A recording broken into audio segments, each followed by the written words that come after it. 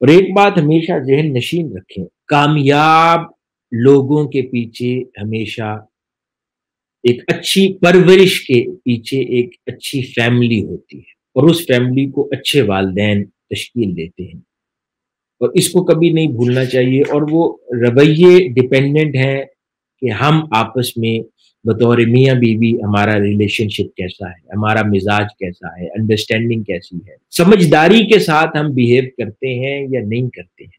तो एक दूसरे को गुंजाइश देना जरूरी है। एक दूसरे की जॉब्स हैं, मसरूफियात हैं, अंडरस्टैंडिंग पैदा।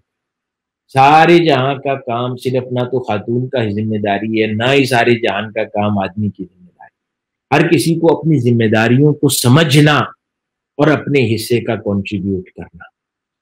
दोनों इंसान है, दोनों थक सकते हैं, दोनों की थकावट का भी लिहाज रखना, दोनों के इंटरेस्ट भी नहीं, ये भी नहीं मुमकिन कि शौहर तो अपने सारे इंटरेस्ट की चीजें करे और बीवी सिर्फ काम करे, उसकी इंटरेस्ट की कोई लाइफ ना हो।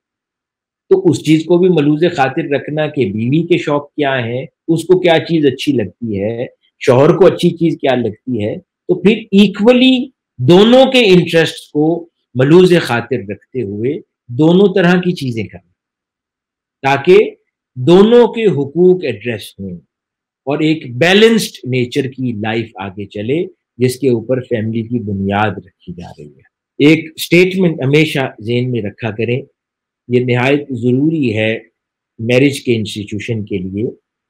Having a happy family is a better measure of success than wealth और प्रेस्टीज।